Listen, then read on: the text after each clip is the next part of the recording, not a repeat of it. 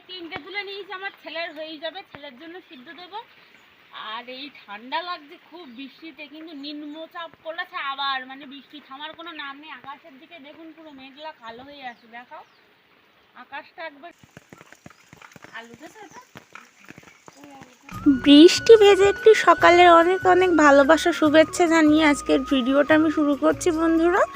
তো আজকে ছিল বুধবার সকাল থেকে প্রচণ্ড নিম্নচাপের বৃষ্টি হচ্ছে। তো বৃষ্টিতে ভিজে সকালের কাজবাজগুলো কমপ্লিট করলাম, সবটাই তো দেখালাম। এখন স্নান করে ঘরে যাব। সকালে জলখাবার বানানো হবে। এই যে পটল, বেগুন, আলু সব একসাথে এই যে চৌকো চৌকো করে কাটা, এখন ধুয়ে রাখি। এগুলো বাসন টাসনগুলো ধুয়ে আমি একবার স্নান করে উঠবো, উঠে রান্না করবো। তো বন্ধুরা একটু বৃষ্টি হতে না হতে দেখুন জল কেমন। তো সকালের কাজ মোটামুটি সব হয়ে গেছে, জল আনা, তারপরে এখানে কিছু ঢেঁড়স তুললাম, ভাতটা বসানো আছে।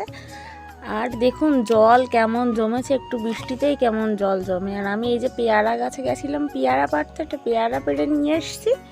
নিয়ে এখন এই যে জামা কাপড়গুলো ধোবো, ধুয়ে স্নান করে ঘরে যাব। তো তোমরা দেখতে থাকো ভিডিওটা বন্ধুরা, আশা করছি খুব ভালো লাগবে। আর ভিডিওটা স্কিপ না করে শেষ পর্যন্ত দেখার জন্য অনুরোধ রইল। আর আমাদের এইখানে 2 দিন পর পর এতটা বৃষ্টি হচ্ছে কি কিছু বলার নেই, মানে পুরো নিম্নচাপ। 1-2 দিন ভালো থাকলো, আবার ফের বৃষ্টি। তো এই বৃষ্টিতে কালকে থেকে শুরু হয়েছে বৃষ্টি। তো জামা কাপড় কালকে কিছু ভিজা ছিল, কোথায় মেলবো? তো ঘরের মানে যে কটা জামার জল ঝরেছে সে কটা আর কি ঘরে দেবো। তো একটা এই যে বাইরে দিচ্ছি, আর বারান্দায় যে কটা আছে জল ঝরে গেছে সে কটা তুলে নিয়ে ঘরে দিয়ে দেবো পাখার ধারে। আর সোনুর বাবা এই যে গ্যাসটা সেটিং করছে, আমি এখন রান্নাটা বসাবো। তো রান্নাটা বসিয়ে একবার ভিজে গায়ে আছি যখন, জামা কাপড়গুলো মেলে তারপরে যাবো স্নান করতে। তো গ্যাসটা আগে সেট করে দিই, তারপরে দেখাচ্ছি কি রান্না করব সকালে। ওই যে ধুয়ে আনলাম তখন সকালের পটল, আলু, বেগুন, ওই দিয়ে সকালবেলার খাওয়াটা আজকে আমাদের হবে। তো তরকারিটা এখন বসিয়ে অল্প জোর দিয়ে আমি যাব স্নান করতে। তো চলো দেখতে থাকো। তো বন্ধুরা জামা কাপড় মেলতে এসেছিলাম, এসে একবার এই যে ভাজাটা বসিয়ে দিয়ে যায়। ভাত হচ্ছে এই উনুনে। তো গ্যাসটা কালকে রাত্রে তো এনেছিল, তো দেখালাম আমি। তো এখন তরকারিটা আমি বসিয়ে যাবো স্নান করতে। আগে এটা বসিয়ে দিয়ে নিই, হালকা জোর দেবো, হতে থাক। তো এই যে আমি এখানে তরকারির জন্য ফোড়ন দিয়ে দিচ্ছি, শুকনো লঙ্কা ফোড়ন দিয়ে এই যে ভাজার জন্য যে পটল আলুগুলো কাটা ছিল সেগুলো এখন দিয়ে দেবো আমি। তো দিয়ে একটুখানি ঢাকা চাপা দিয়ে অল্প জোর দিয়ে আমি চলে যাবো স্নান করতে।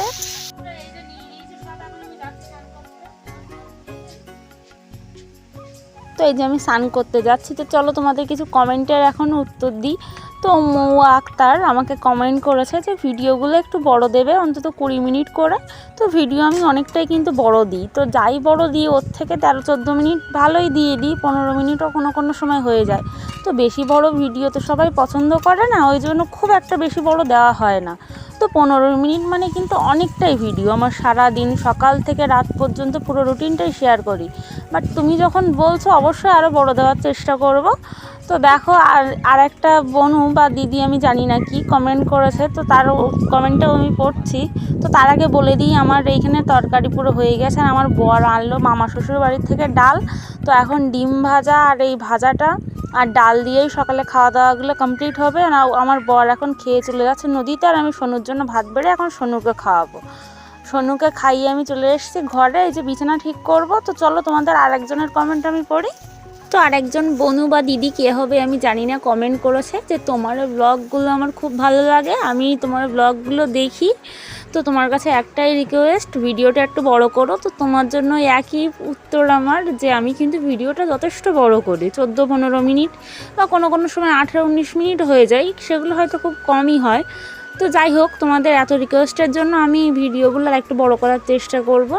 আর বলেছে বোনুটা বা দিদি যে আমার নামটা তোমার ভিডিওতে নিও। তো তার নাম হচ্ছে জয়শ্রী। তো এবার দেখো আমি ঘরের মধ্যে যে ভিজা জামা কাপড় ছিল, মানে কালকের যেগুলো জল ধরেছে সেই জামা কাপড়গুলো এখন ঘরে পাখার তলায় মেলে দিলাম। আর আজকে যেগুলো কেচে তুলেছি সেগুলো এখন বারান্দায় দিয়ে দিলাম।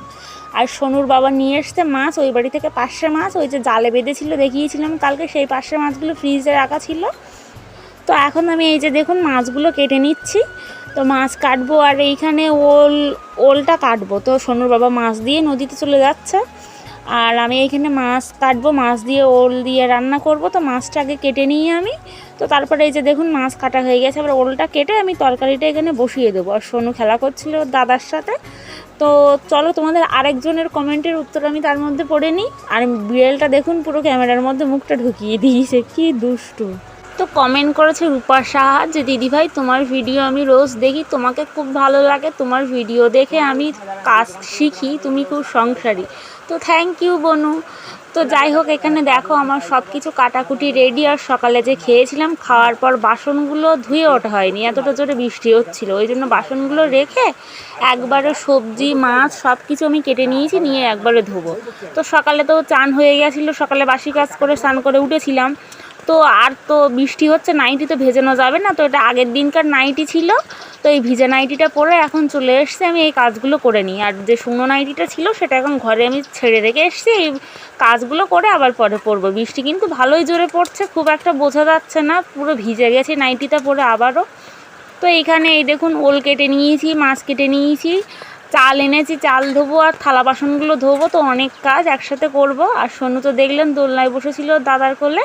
তো মাছের একটু আঁশ ছিল, ওই জন্য ঝুড়ির গায়ে একটুখানি ডলে নিচ্ছি। ডলে এই যে দেখুন পুকুরের জলে ভালো করে একবার ধোবো, ধুয়ে তারপর কলের জল থেকে একবার লাস্টে ধুয়ে নিয়ে যাবো রান্না করে। কিন্তু এত কাজ তো সবটাই কলের জলে করলে জল কুলায় না, আমাদের টাইমের জল দেয়, বেশি স্টক করে রাখার জায়গাও নেই। একটা ড্রাম আছে, ওতে স্নান করার জল, সোনুর জামা কাপড় কাচার জল, আর সব যদি নষ্ট হয়ে যায় তাহলে শেষে জল বয়ে বয়ে এনে স্নান করতে হয়।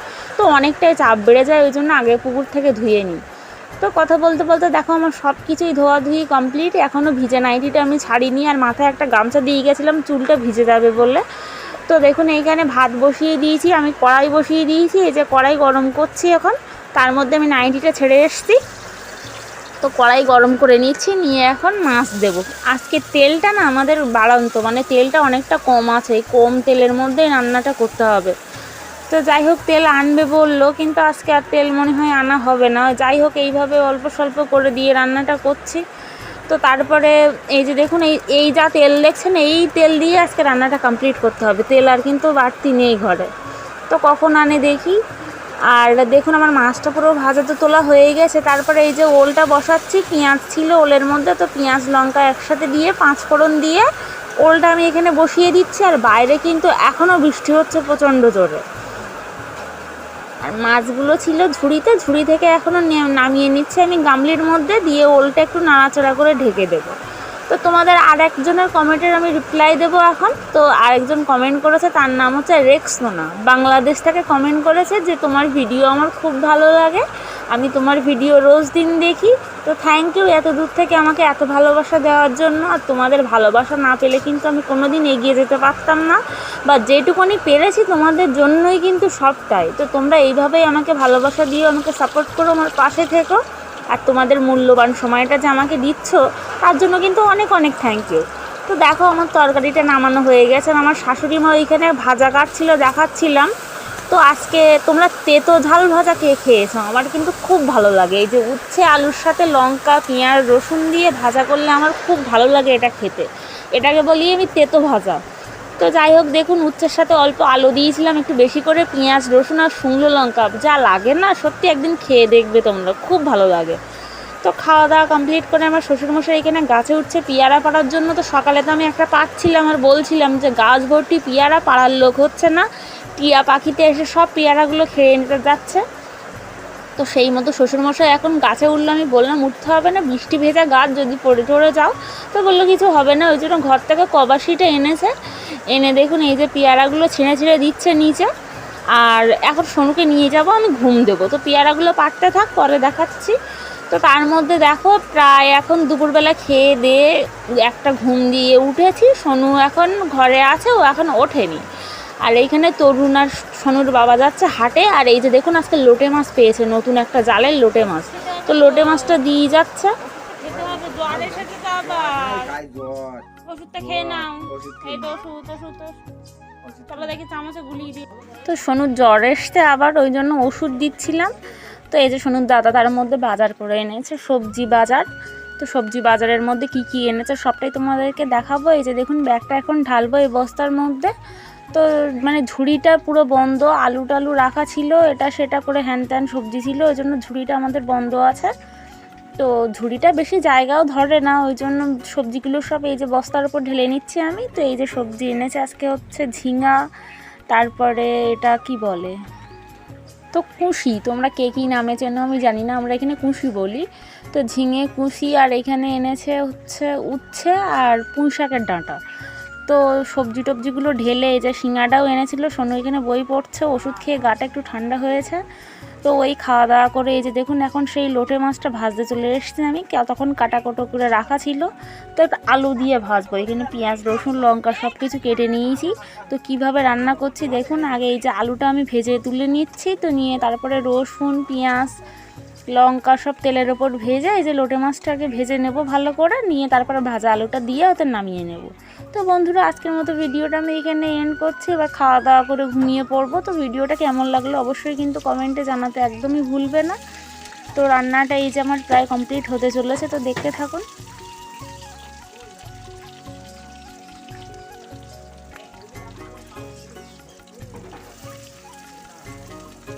তো আরেকটা কথা বলা হয়নি, সকালে কিন্তু এই ভাজা করার সময় তেল মামাদের বাড়ি থেকে এনেছিল, সেই তেলটাই ছিল।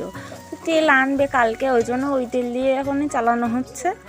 তো এই যে হয়ে গেল আমার রান্না আজকে। নাহলে তোমরা আবার কমেন্ট করতে যে তেল তো বললো একটুখানি ছিল, তাহলে কি করে আসলে, ওই জন্য এটা ক্লিয়ার করে দিলাম।